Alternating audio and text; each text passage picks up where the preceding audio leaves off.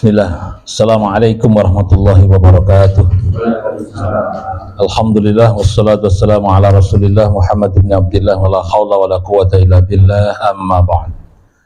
Saudara sekalian, Bapak Ibu yang berbahagia, bersyukur kita kehadirat Allah Subhanahu wa taala atas limpahan karunia nikmat anugerahnya sehingga pada kesempatan yang berbahagia kali ini kita bisa bersama-sama menjalankan sholat isya dengan berjamaah. Dan kemudian kita lanjutkan ya dengan ngaji makna atau tafsir Al-Quran secara ringkas yang insya Allah akan bisa meningkatkan keimanan dan ketakwaan kita kepada Allah Subhanahu wa taala. Salawat dan salam semoga Allah limpahkan dan curahkan pada junjungan kita Nabi Agung Muhammad sallallahu alaihi wasallam beserta para keluarga, para sahabat dan para pengikutnya setia hingga yaumul qiyamah. Bapak Ibu yang saya hormati, pada kesempatan berbahagia kali ini kita akan membahas tentang masalah persoalan rumah tangga ya. Jadi memang kita ngajinya sudah lama, saya kira pertemuan selama ini ceritanya tentang akidah, tauhid, masalah sejarah. Nah, ini coba saya menyampaikan ayat-ayat Al-Quran yang berkaitan, yang berkenaan dengan masalah rumah tangga ya. Mungkin Bapak Ibu saudara sekalian sudah di-share ya berkenaan dengan materinya, yaitu terdapat dalam surat An-Nisa ayat 34 dan 35 ya, 34 dan 35 surat An-Nisa. Nanti bisa diperdalam lagi di rumah ketika membaca ayat ini ya, diulang kembali untuk memahami lebih detail lagi. Oleh karena itu saudara sekalian rahimakumullah, untuk kesempatan berbahagia kali ini saya ingin menyampaikan bahwa ternyata memang dalam hal berumah tangga ini Allah Subhanahu wa taala menakdirkan yang namanya makhluk hidup, terutama adalah manusia, memang berpasang-pasangan ya. Dan pasangan hidup manusia adalah betul-betul sesuai dengan yang ditakdirkan oleh Allah, yaitu dengan kalimat min anfusikum, dari diri kalian. Nah, kalau kita rujuk kepada surat Ar-Rum ayat 21, di sana dikatakan a'udzubillahi minasyaitonirrajim wa min ayatihi an khalaqalakum min anfusikum ya azwajan. Jadi artinya dari termasuk ayat-ayat Allah Subhanahu wa taala adalah Allah takdirkan, Allah ciptakan untuk kalian semuanya, yaitu azwajan, yaitu yang namanya pasangan hidup, min anfusikum, dari diri kalian. Artinya apa? Yang namanya pasangan hidup itu ya manusia ya, dengan diri kalian, artinya ya manusia gitu, manusia dan manusia. Makanya tidak ada pernikahan yang disyariatkan selain manusia. Kalau dulu sempat ramai ada manusia nikah dengan apa? Masuk dengan jin, macam-macam lah.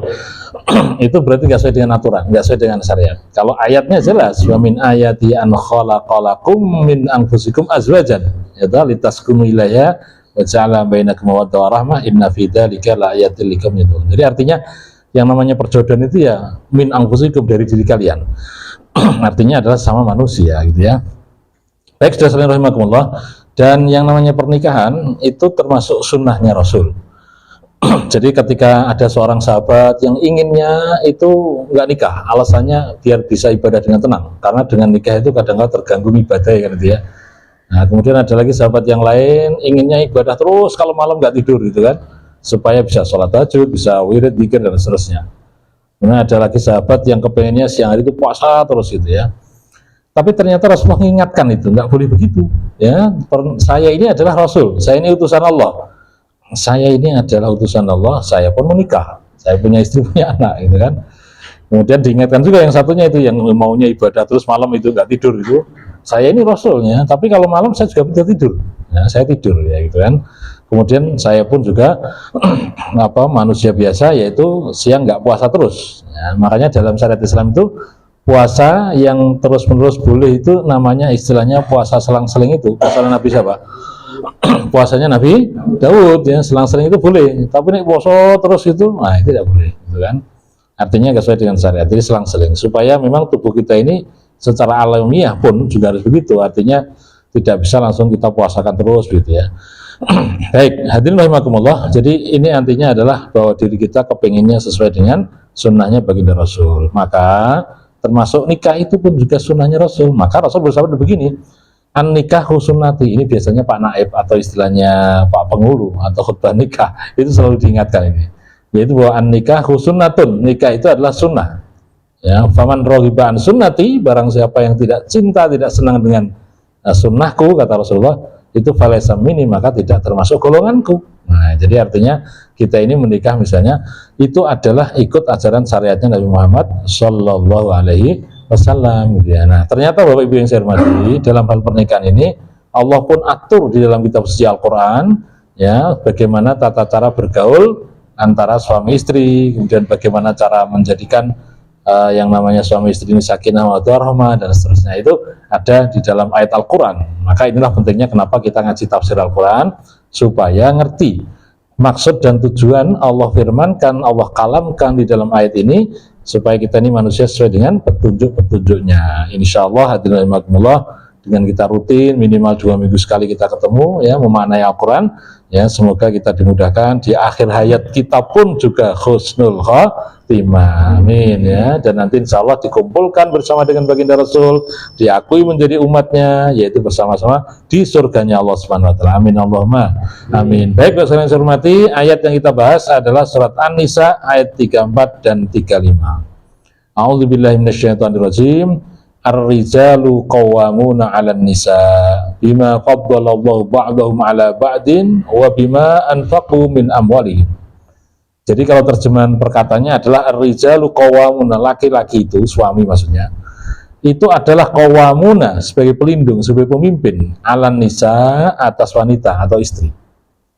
Jadi artinya kaum laki-laki ini adalah dalam berumah tangga itu menjadi pemimpin, menjadi pelindung, ya, menjadi pengayom alan nisa bagi para wanitanya, atau sebagai bagi istri-istrinya. Kenapa seperti itu? Iya, bima faddalallahu ba'dahum ala ba'din. Disebabkan karena Allah telah mengutamakan, Allah telah memberikan kelebihan kepada laki-laki, pada suami, ya, ba'dahum ala ba'din, atas istri, gitu ya. Kata-kata ba'dahum itu sebagian mereka, yaitu ala ba'din, atas bagian yang lain. Artinya adalah seorang suami itu memang ditakdirkan oleh Allah mempunyai keutamaan kelebihan, ya, daripada istrinya, daripada wanita. Kelebihan dari apa saja? Dari fisiknya, ya, kemudian dari apa namanya, kemampuan intelektual akalnya. Kadang-kala juga dikatakan itu istilahnya kalau laki-laki itu akalnya berapa? 9 itu ya, kalau perempuan 1, perasaannya lebih dominan misalnya. Ini sebenarnya adalah apa namanya, menjadi kelebihan daripada seorang suami, seorang laki-laki. Di samping itu memang Allah katakan dalam ayat ini bahwa wabima anfaqu min amwalihim, juga disebabkan karena seorang suami atau laki-laki ini punya kewajiban untuk anfaqu min amwalihim, memberikan nafkah, memberikan ma'isyah, ya, memberikan penghidupan, kebutuhan hidup, kecukupan kepada istrinya tadi, min amwalihim, dari sebagian dari harta-hartanya, ya, dari harta mereka. Nah, ini hadirin rahimakumullah, makanya kenapa seorang laki-laki dikatakan qawwamuna tadi, menjadi pemimpin atau menjadi istilahnya kepala rumah tangga kalau dalam bahasa kita di Indonesia, ya. Nah, kita lihat tafsirnya. Ar-rijal qawwamuna ala taujihin nisa wa ri'ayatihinna. Ini maknanya. Seorang suami, seorang laki-laki itu adalah qawwamuna sebagai pelindung, pengayom dari ala taujihin nisa, yaitu atas bagaimana memberikan taujih. Taujih itu pengarahan. Pengarahan kepada sang istri. Wa ri'ayatihinna, dan juga memberikan yang namanya riayah, pengayoman. Riayah itu artinya adalah perlindungan, pengayoman yang sifatnya betul-betul menenangkan bagi sang istri tadi. Kenapa seperti itu? Yaitu bima khassahumullah bihi. Karena Allah telah mengkhususkan, memberikan kekhususan sifatnya kepada laki-laki, itu min khasaisil qiwamah wa tafdhil, yaitu dengan kekhususan yang dimiliki oleh suami laki-laki tadi, yaitu kekhususan dalam bidang kepemimpinan, ya, wa tafdhil, dan keutamaan-keutamaan yang lainnya. Ya, jadi itu memang makanya Allah memberikan keistimewaan pada laki-laki itu memang dalam berumah tangga itu adalah rijal, sebagai kepala rumah tangga, ya, sebagai pemimpin daripada laki-laki. Makanya kalau kita lihat dalam hadis yang lain, kalau seandainya diizinkan, itu kata Rasulullah, ada seorang hamba kemudian kok menyembah atau istilahnya memuja, ya, kepada manusia yang lain, maka aku akan perintahkan itu kepada sang istri untuk menyembah suaminya. Saking pentingnya bahwa kepemimpinan dalam rumah tangga itu adalah apa namanya, sang suami, gitu ya. Baik, tapi yang jelas ya, kita sebagai orang yang beriman itu harus belajar secara utuh. Ayat ini memang bunyinya seperti ini, tapi kita harus bandingkan dengan bagaimana Rasulullah memberikan contoh memperlakukan sebagai seorang suami kepada istrinya itu betul-betul memuliakan. Makanya dalam syariat Islam itu hadirnya Islam yang dibawa oleh baginda Rasul itu adalah diantaranya liutammima makarimal akhlak, kan, untuk menyempurnakan apa? Akhlak, untuk menjadikan istilahnya manusia itu bermoral, beradab, berakhlakul karimah. Makanya kita lihat bagaimana ketika setting sejarah dulu zaman masih dikatakan jahiliyah, orang Arab jahiliyah ini adalah mempunyai kebiasaan-kebiasaan memang di luar nalar syariat yang benar. Ya, sehingga misalnya masalah pernikahan pun juga tidak dibatasi. Ya, kalau Islam itu nikah dibatasi oleh berapa? Menikahi wanita itu 4 kan itu ya. Dan itu pun juga berat. Kalau syaratnya untuk adil itu susah sekali. Kalau yang sekarang kita dengar, kita lihat yang nikah lebih dari 1 misalnya siapa Pak? Pengusaha rumah makan wong pernah Pak ya? Rumah makan apa? Wong Solo. Ya, saya pernah itu diajak makan ya, di gratisi juga itu.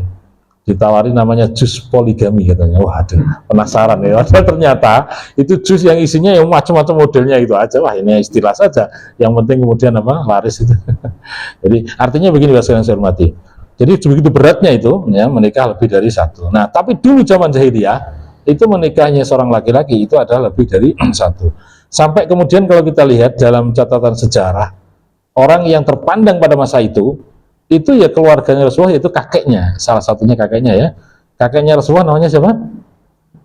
Kakek Abdul Muthalib. Nah, kakek Abdul Muthalib ini ketika menikah, ada nikah istrinya salah satunya itu adalah seusia dengan menantunya, yaitu namanya Ibu Aminah. Ketika menikah itu, kalau saya pernah baca, antara kakek Abdul Muthalib dengan bapaknya Rasulullah yaitu Abdullah itu bersamaan Pak. Nah, jadi pernikahan pada itu besar-besaran betul. Yang mana menikahi seorang wanita yang dalam asal muasalnya itu satu kampung sama, gitu kan? Yaitu yang namanya Ibu Siti Aminah itu, yaitu diambil oleh siapa? Abdullah, ya. Kemudian ada lagi wanita, saya lupa namanya itu diambil oleh dinikahi oleh bapaknya. Jadi bapak sama anak nikah bareng, gitu kan? Nah, kemudian melahirkan putranya pun jadi akrab itu karena seusia. Yaitu siapa? Kalau Abdullah kemudian melahirkan namanya Rasulullah Muhammad SAW, gitu ya. Kalau kakek Abdul Muthalib itu punya anak yang seusia dengan Rasulullah, namanya adalah Abbas ya, Abbas atau Hamzah ya. Jadi ini adalah paman yang seusia dengan Rasulullah. Nah, gitu ya, sesuai dengan Rasulullah. Makanya ini menunjukkan bahwa pernikahan pada saat itu memang nggak ada batasan. Tapi setelah Islam datang, disyariatkan dibatasi dengan 4. Kembali kepada ayat ini bahwa seorang laki-laki itu adalah qawwamuna 'alan nisa. Ya, adalah pemimpin, adalah pelindung, pengayom ya kepada seorang wanita, karena memang Allah kasih kelebihan kepada seorang laki-laki itu. Ya, kelebihannya secara fisik dan sebagainya, memberikan nafkah gitu kan. Termasuk nanti dalam hukum waris pun juga berbeda kan, nah antara laki dan perempuan. Baik, bahasa yang saya hormati, ya, kewajiban seorang laki-laki walaupun sebagai seorang mukmin tapi harus anfaqu min amwalihim, menginfakkan, memberikan nafkah, ya, memberikan yang namanya penghidupan kepada istri dari harta yang Allah berikan kepadanya. Baik, oleh karena itu ayat berikutnya menjelaskan tentang bagaimana seorang wanita, seorang istri, yaitu fasolihatu qanitatun hafidhatul lil ghaibi bima hafidallah. Seorang wanita yang solihah ya, fasolihat, wanita yang solihah itu adalah qanitatun. Itu artinya adalah taat kepada Allah Subhanahu wa taala dan juga taat kepada suaminya. Ya, salah satu ketaatannya adalah hafidhatun lil ghaibi, yaitu menjaga kehormatan dirinya ketika sang suami tidak ada, menjaga harta milik suaminya ketika suaminya nggak ada, ya, menjaga bagaimana rumah tangganya, putra putrinya gitu ya, ketika suaminya tidak ada. Nah, jadi ini seorang wanita yang solehan seperti itu. Kenapa seperti itu? Bima hafidhallah, karena ya disebabkan Allah telah memelihara sama wanita tadi, gitu kan? Artinya setelah seorang wanita kemudian nikah dengan seorang laki-laki, jadilah suami istri, maka yang menjaga ya ketenangan, istilahnya kedirian daripada seorang wanita ini ya suami. Makanya Bapak Ibu yang saya hormati, ketika dalam pernikahan itu mesti ada khutbah menikah bahwa yang namanya anak wanita ketika masih kecil diupaini oleh orang tuanya, kemudian setelah besar waktunya menikah diserahkan pada siapa? Suaminya, gitu kan. Ya, ketaatannya diserahkan pada suaminya. Nah, makanya yang sering kita lihat ada beberapa nasihat viral itu ya, yaitu bahwa dulu anak ini perempuan saya openi, saya jadikan, saya amankan dan seterusnya, tapi sekarang sudah waktunya nikah, saya serahkan kepadamu wahai anak laki-laki, dan itu adalah jadi milikmu, kan begitu. Artinya apa? Dibawa kemana saja sah, silahkan, yang penting sudah akad nikah. Itu kalau belum akad nikah jangan, Pak, ya. Nah, oleh karena itu dalam pernikahan pun dalam Rasulullah ngajari itu hati-hati, Pak. Makanya kalau kita akan mencari mantu istilahnya, dinikahinya seorang wanita itu sebenarnya kata Rasulullah adalah karena sebab apa? 4 hal. Ketika ada seorang yang ingin mencari mantu misalnya, mohon maaf ini ya, itu ternyata kriteria yang ditawarkan atau yang diajari bagi Rasul itu adalah 4. Yang pertama, yaitu kalau dalam bahasa hadis tungkahul mar'ah, itu li'arba'in, dinikahinya seorang wanita itu karena ada 4. Yang pertama adalah fisiknya, Pak, kecakapan dan ketampanannya, kecantikannya, itu yang pertama, li jamaliyah. Ya, kemudian kenapa Pak ini? Iya, karena Rasulullah ini kan ya nabi, rasul, tapi juga manusia biasa. Makanya ngajari kepada umatnya, kalau menikah berarti otomatis harus dalam bahasa pernikahan itu nazar. Nazar itu melihat, ya, melihat calon suami atau calon istri, harus ada itunya. Ya, karena yang namanya orang seneng, jatuh cinta, ya, atau nanti akan menjadi suami istri, itu berarti harus melihat wujud fisiknya dulu. Nah, ini namanya li jamaliyah. Kemudian yang kedua adalah limaliha. Limaliha itu artinya adalah harta yang dimilikinya, atau nih cara sekitar kita istilahnya pekerjaannya apa kan gitu ya. Jadi kalau sekarang ada orang tua punya anak gadis kemudian ditembung sama anak laki-laki, itu nih orang tua tanya, "Nduk, iki janjane calonmu kuwi kerjane ning ndi?" gitu ya. Itu tolong jangan dikatakan, "Wah, ini kok materi men kok bapak iki kok takon ngono barang." Enggak, itu memang limaliha itu artinya adalah harus dipertimbangkan. Ya, bagaimana hartanya atau bagaimana pekerjaannya dan seterusnya. Baik, itu yang kedua. Yang ketiga, Pak, linasobia, nasabnya, Pak. Jadi kita ini dalam mencari mantu atau istilahnya pernikahan itu harus cek and recheck nasabnya. Nah, jadi tidak sembarangan. Ya, baru ketemu sebentar, tahu-tahu nikah itu ya. Jadi harus dicek dulu nasabnya itu. Nasab itu artinya keturunan, Pak. Karena yang namanya pernikahan itu berarti nanti akan melahirkan putra putri dan itu dilepas daripada gen yang ada. Ya, makanya linasobian nasabnya. Nah, baru yang keempat itu adalah karena agamanya. Tapi kata Rasulullah kalau agamanya yang didahulukan gitu ya, akan mengikuti ya yang tiga-tiganya tadi, entah itu kecantikan, kemudian ketampanan tadi ya, kemudian harta yang dimilikinya atau pekerjaan tadi, kemudian dengan nasabnya itu insya Allah bisa teratasi. Jadi artinya adalah cari yang agamanya. Baik, kita lanjutkan ayat ini. Kafasolihatu qanitatun hafidhatul lil ghaibi bima hafidallah. Terjemahan tafsirnya adalah fasolihat al-mustaqimat, jadi seorang wanita yang solihah dan yang istiqomah ala syar'illahi minhunna, yaitu yang istiqomah di dalam syariatnya Allah Subhanahu wa taala, itu selalu muti'atun lillah, selalu taat kepada Allah. Ya, muti'atun lillahi ta'ala wali azwajihinna, dan juga taat kepada suaminya. Hafidhatun likulli ma ghaba an al-muzawwajihinna, yaitu selalu menjaga harga dirinya setiap suaminya tidak mengetahuinya. Jadi ketika ditinggal suaminya itu menjaga dirinya, ya, kemudian harta yang dimilikinya, keluarganya dan seterusnya. Itu seorang istri yang solehah. Nah, kemudian kenapa seperti itu? Karena memang Allah telah menjagakan ya yang wanita itu karena telah dinikahkan seorang wanita laki-laki. Jadi laki-laki itu ditakdirkan oleh Allah ya, dengan seperti itu berarti Allah melihara keberadaan si wanita tadi. Ya, karena memberikan taufik, ya, hidayah, petunjuk kepada sang wanita tadi. Nah, ayat berikutnya hadirin rahimakumullah, itu yang namanya problema rumah tangga. Wallati takhafuna nuzuzahunna fa'idhuhunna wahjuruhunna fil madaji wadribuhunna. Jadi wallati takhafuna, apabila ya seorang laki-laki wanita tadi kemudian takhafuna, kalian merasa takut, nuzuzahunna itu nuzusnya, nuzus itu durhakanya seorang wanita gitu ya, tidak taatnya seorang wanita kepada Allah dan kepada suaminya, maka fa'idhuhunna, ya, harus diberi nasihat yang baik, Pak. Nah, jadi ini kata Rasulullah itu wanita tercipta dari apa, Pak? Tulang rusuk. Tulang rusuk itu kan bengkok, Pak, ya toh? Jadi kalau bengkok itu sesuatu yang bengkok, cara filosofinya berarti ya untuk meluruskannya berarti harus apa? Ya, harus pelan-pelan ya, harus halus gitu kan. Ibarat nek toro orang yang nyambung pralon itu ketika bengkok itu nek pralonnya diopong Pak. Diopong sedikit kan baru ditekuk itu ya. Maksudnya apa? Ternyata filosofinya ketika kita tahu bahwa wanita adalah tercipta dari apa? Tulang rusuk yang bengkok tadi, kalau misalnya ada suatu kesalahan misalnya meluruskannya pun juga harus pelan-pelan ya, harus penuh dengan nasihat. Makanya urut-urutannya dalam ayat ini diajarkan Pak. Fa'idhuhunna, yang pertama dinasihati dulu. Ya, dikasih tausiah dulu, dikasih nasihat, dikasih sharing gitu ya.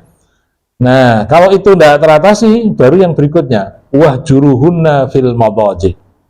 Ya, yaitu apa? Wahjuruhunna, tinggalkanlah. Ya, mereka ini fil madaji dari ranjang atau tempat tidur. Jadi artinya nih cara istilah sekarang apa Pak? Pisah ranjang gitu ya, pisah ranjang gitu ya. Nah, itu memberikan pendidikan loh ya. Ini proses pendidikan, proses tarbiyah. Nah, kalau itu misalnya nggak selesai, baru wadribuhunna. Itu artinya adalah pakai kekerasan, artinya dipukul tapi jangan yang menyakiti gitu ya. Ya itu, ini urut-urutannya begitu. Nah, tapi yang jelas ya sekali lagi, suami itu karena diberi kelebihan oleh Allah Subhanahu wa taala berupa akal pikiran ya, maka segala sesuatu tetap nalarnya digunakan sebaik mungkin, jangan mengedepankan apa?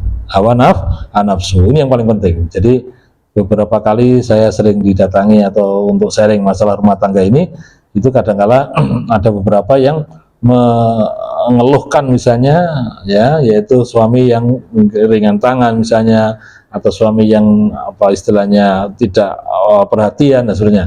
Nah, itu atau kebalikannya, suami yang menceritakan keluhannya dalam rumah tangga, yang menceritakan istrinya begini, begitu. Jadi problem rumah tangga seperti itu. Dan beberapa kali sudah ketemu saya, kemudian saya ajak sharing diskusi masalah bagaimana baiknya berumah tangga. Nah, urut-urutannya yang saya hormati, kalau dalam tafsirnya dikatakan yaitu wallati takhshawna minhunna tarfa'una an ta'atikum. Jadi ketika seorang istri ya kalau takut istilahnya durhaka tadi kepada Allah dan kepada suaminya, maka fansahuhunna bil kalimati thayyibah. Kita nasihati itu istri dengan kalimat yang baik, dengan tutur kata yang enak, yang menyejukkan, yang menyenangkan gitu ya, jangan dengan emosi, dengan marah. Ya, kemudian fa illam tusmiru ma'ahunnal kalimatu thayyibah. Kalau seandainya tidak bisa membuahkan hasil dengan menggunakan kalimat thayyibah itu, maka fahjuruhuna fil firash. Ya, jauhkanlah seorang wanita tadi fil firash dari tempat tidurnya. Artinya ya bisa ranjang kalau bahasa kita ya. Wala taqrabuhunna, sementara jangan didekati dulu. Ya, fa illam yu'saru fi'il hijrah anna fihinna fadribuhunna darban la darara fihi. Nah, jadi ketika misalnya kok tidak selesai itu masalahnya, kemudian bisa dipakai apa? Di saat idribu itu artinya pukul ya, tapi dorban la doror ya, pukulan yang tidak menyakitinya. Nah, jadi ini urut-urutannya begitu. Jadi mulai dari nasihat, kemudian tidak ada penyelesaian, kemudian dengan apa bisa ranjang, kalau nggak selesai kemudian dengan pukul. Itu urutannya begitu ya. Tapi nanti kita saringkan ya, kita diskusi Pak ya habis ini ya. Ini jangan pahami mentah-mentah. Kita harus paham betul. Nanti ada ayat yang lain tentang wanita juga begitu ya. Ini sementara ini ayat laki-laki dulu. Baik, jadi intinya adalah seorang laki-laki memang sebagai seorang pemimpin harus mengantarkan anaknya, istrinya untuk taat kepada Allah dan menjauhkan dari siksa api neraka. Apa suratnya itu? Ya ayyuhalladzina amanu qu anfusakum wa ahlikum naro. Ini ayatnya sudah paham sekali, familiar itu. Wahai orang yang beriman, jagalah diri kalian, jagalah diri ahli kalian, istri dan anak, itu dari siksa api neraka. Jadi ini adalah ayat yang tugasnya sebagai seorang laki-laki berat sekali. Makanya ar-rijalu qawwamuna 'alan nisa, yaitu menjadi pemimpin seorang laki-laki perempuan itu laki-laki juga punya kewajiban, yaitu qu anfusakum wa ahlikum naro. Makanya kalau dalam hal istilah hak kewajiban suami istri itu kan ada istilah yang namanya kewajiban memberikan nafkah lahir dan batin kan itu ya, lahir dan batin. Ingat, makna batin itu mohon maaf tidak hanya sekedar hubungan suami istri loh ya. Tapi batin itu sebenarnya itu yang menjalankan konsep surat Al-Hijr tadi, apa namanya? At-Tahrim tadi ayat 6, yaitu qu anfusakum wa ahlikum naro. Jagalah dirimu, jagalah ahli keluargamu dari siksa api neraka. Jadi seorang suami itu harus punya komitmen ya, punya kewajiban untuk mendidik istri dan anaknya supaya jauh dari siksa api neraka gitu Pak ya. Jadi ini tugasnya namanya menafkahi nafkah batin di situ itu. Baik, kemudian bahasanya saya hormati, kalau sudah tuntutan sebagai seorang istri tadi mulai dinasihati, bisa ranjang, kemudian ada istilah pukulan yang tidak menyakitkan tadi, ya pukulan tidak menyakitkan itu kok saya teringat dengan kisahnya Nabi Yakub Pak ya. Nabi yang sakit lama itu namanya siapa? Nabi Ayub Pak ya. Nah, Nabi Ayub, Nabi yang diuji dengan sakit lama itu ya, nggak sembuh-sembuh itu. Nah, sampai kemudian suatu ketika istrinya kan yang bekerja kemudian lama nggak pulang-pulang itu. Nah, kemudian terucap dalam kata-katanya, yaitu kalau seandainya pulang nanti istri saya pukul gitu kan. Ya, pukulnya peng 100 itu, terucap itu Pak. Ya, tapi ternyata betul, ya setelah pulang gitu kan. Ya, ketika pulang itu ternyata difirmankan oleh Allah Ta'ala, yaitu dengan cara bagaimana? 100 pukulan itu dengan mengumpulkan 100 lidi Pak. Lidi sebanyak 100 gitu kan, dipukul sekali aja. Nah, jadi namanya pukulan kasih sayang kan, jadinya sama dengan 100 itu sudah selesai nadarnya. Jadi artinya adalah memukul yang tidak menyakitkan gitu ya. Wadribuna dalam rangka untuk proses pembelajaran. Nah, selanjutnya yang saya hormati, fa in ata'nakum fala tabghu alaihinna sabila, ini yang paling penting. Apabila mereka, istri tadi ya, kemudian sudah dalam keadaan taat kepada dirimu, fala tabghu alaihinna sabila, janganlah engkau mencari-cari atas mereka, ini adalah kesalahannya. Kalau sudah menjadi baik, sudah baik gitu ya, sudah menjadi akhlak yang mulia gitu, itu jangan sampai dicari kesalahannya gitu kan. Nah, harus diterima betul ya, diterima untuk menjadi seorang wanita yang baik, istri yang baik. Ini penting ya. Makanya di dalam tafsirnya dijelaskan fa in ata'nakum fahdharu zalamahunna. Ya, apabila mereka ini sudah taat ini istri ini, kemudian fahdharu, hati-hatilah kalian wahai suami, itu zalamahunna, jangan sampai mendolimi mereka. Fa innallaha aliyul kabir waliyuhum. Jadi sesungguhnya Allah ini Pak yang ditegaskan, innallaha kana aliyan kabira. Sesungguhnya Allah Subhanahu wa taala itu adalah mempunyai sifat aliyan. Ya, mempunyai sifat aliyan itu maha tinggi, maha luhur, ya, kabiran juga maha besar. Nah ini, jadi Allah Subhanahu wa taala adalah maha luhur, maha tinggi, besar. Baik, maka disebutkan wa huwa muntaqimun mimman dzalamahunna wa bayu alaina. Allah Subhanahu wa taala nanti akan membalas Pak bagi orang siapa saja, ya suami tadi misalnya, itu yang dzalamahunna, berbuat zalim kepada istrinya. Nah, kemudian berbuat aniaya atas diri seorang istri. Nah ini jadi artinya menjadi garis besar dalam ayat ini bahwa kalau seandainya mendolimi seorang wanita, ya laki-laki tadi, maka Allah mengancam, yaitu dengan balasan yang memang memberikan apa istilahnya siksaan atau imbalan yang negatif atau yang tidak baik kepada seorang suami yang zalim tadi, yang memberikan siksaan. Baik, Bapak yang saya hormati, ya, jadi ini menjadi tata cara aturan dalam berumah tangga. Bagaimana sebagai seorang laki-laki itu betul-betul ar-rijalu qawwamuna 'alan nisa, ya, seorang pemimpin ya dalam rumah tangga itu ya laki-laki ya. Makanya dalam menentukan segala sesuatu yang namanya istri adalah partner ya, partner. Sebagai laki-laki adalah ar-rijal qawwamuna, menjadi pemimpin dari dalam rumah tangga. Nah, makanya dalam istilah kita di Indonesia ini yang menjadi kepala rumah tangga siapa? Ya suami gitu ya. Nah, ini perlu ada partner yang indah, yang bagus dalam bersuami istri. Baik, ayat berikutnya Bapak yang saya hormati, ini baru ada persoalan yang sampai teknis lagi, yaitu ketika terjadi percekcokan Pak. Nah, nanti tolong bisa dibaca lagi Pak ya di rumah ya. Wa in khiftum syiqaqa bainihima fab'atsu hakaman min ahlihi wa hakaman min ahliha. Wa in khiftum, apabila kalian takut ya dengan adanya syiqaqa bainihima, yaitu terjadi perpecahan atau istilahnya persengketaan gitu ya, bainihima, antara keduanya suami istri tadi, fab'atsu, maka utuslah hakaman, yaitu seorang hakim atau istilahnya penengah gitu ya, juru damai ya, juru damai atau istilahnya itu mediator Pak ya, nah, gitu ya, mediator min ahlihi, dari keluarga laki-laki, wa hakaman min ahliha, dan mediator dari keluarga perempuan. Ini Pak, tata caranya begitu Pak ya.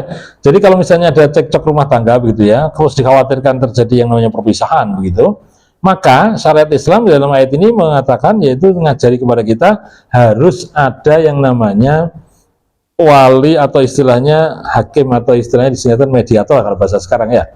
Mediator yang dipercaya dari keluarga laki ya dan dari keluarga perempuan ya. Sebenarnya di sini sebenarnya rumah orang tua ya bisa juga ya.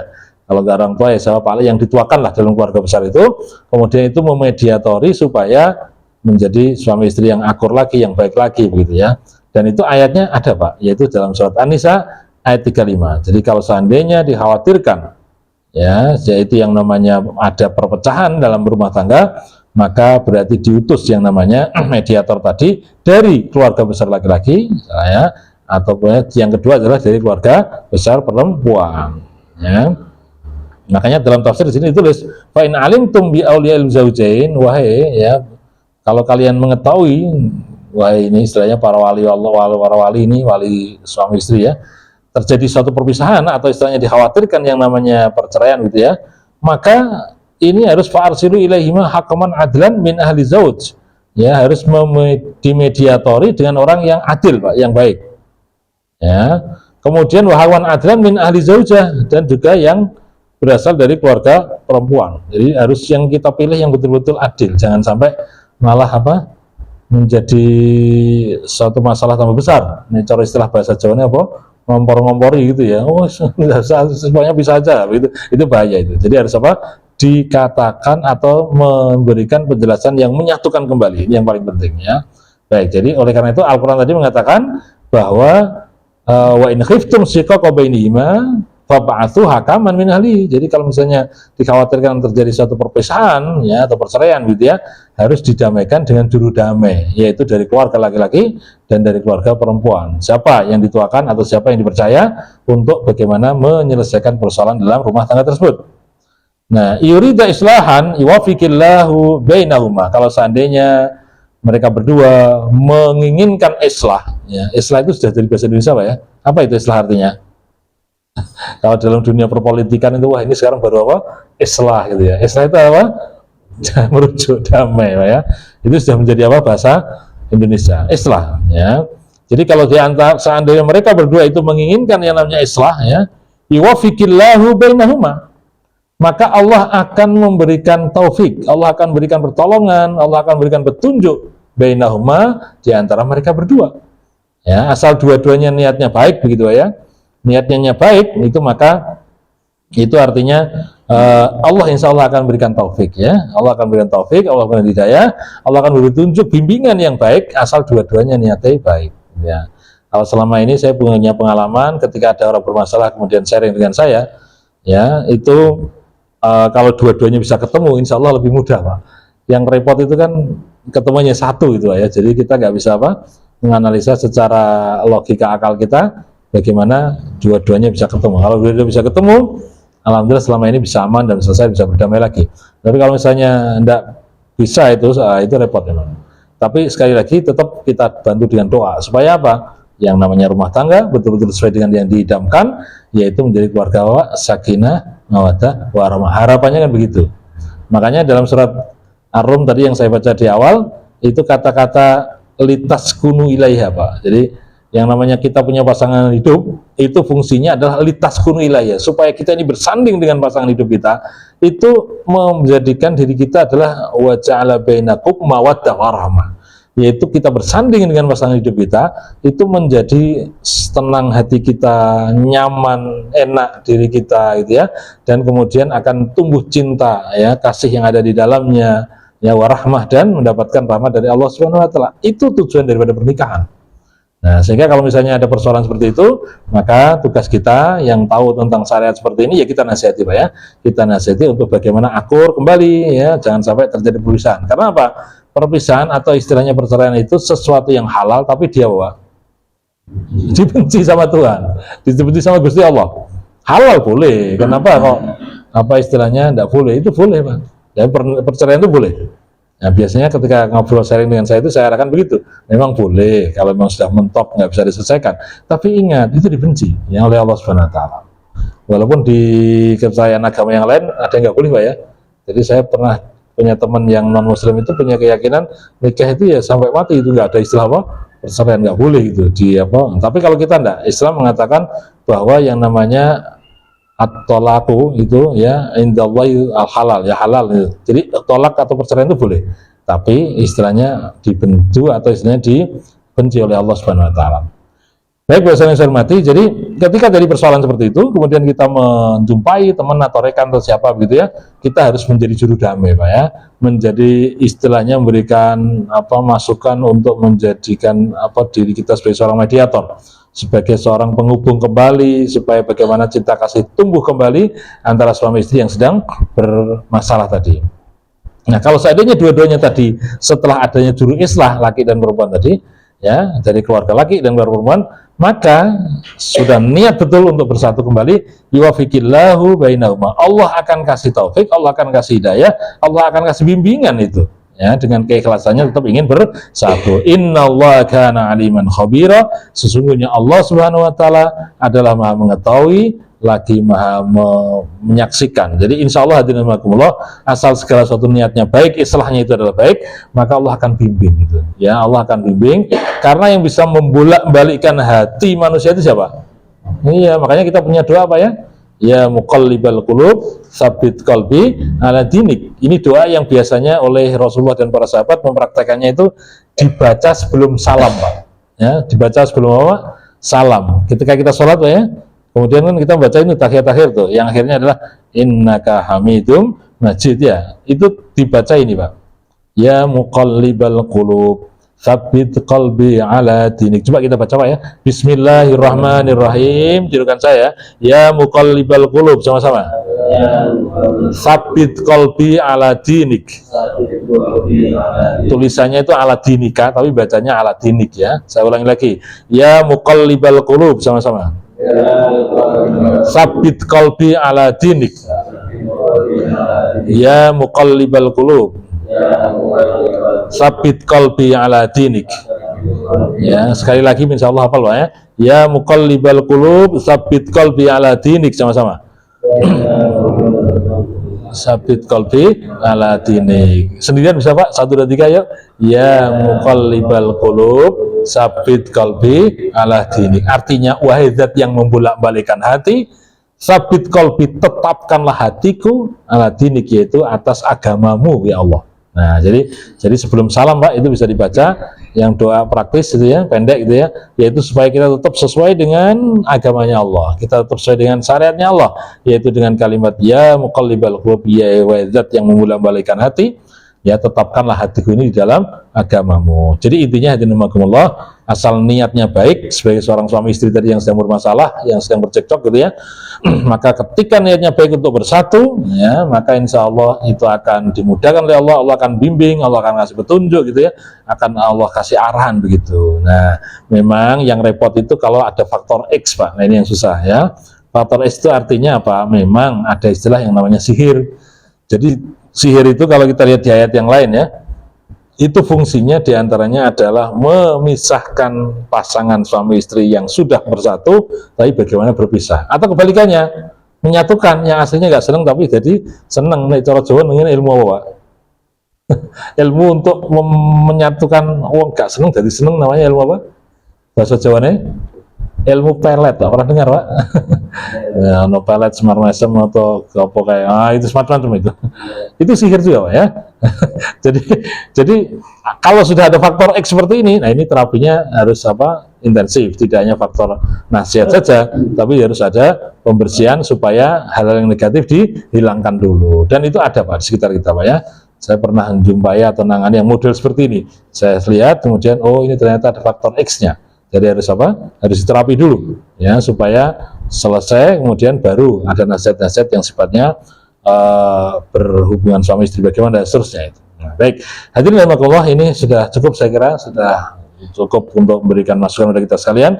Semoga apa yang kita kaji dalam ayat ini ya betul-betul menjadikan pelajaran bagi kita sekalian, dan jadikanlah diri kita semoga menjadi keluarga yang sakinah, mawaddah, warahmah ya, dan insyaallah akan mengantarkan diri kita semuanya menjadi manusia yang berbahagia dunia dan akhirat. Amin Allahumma amin. Dari saya sekian, nanti insyaallah tanya jawab selesai ini ya.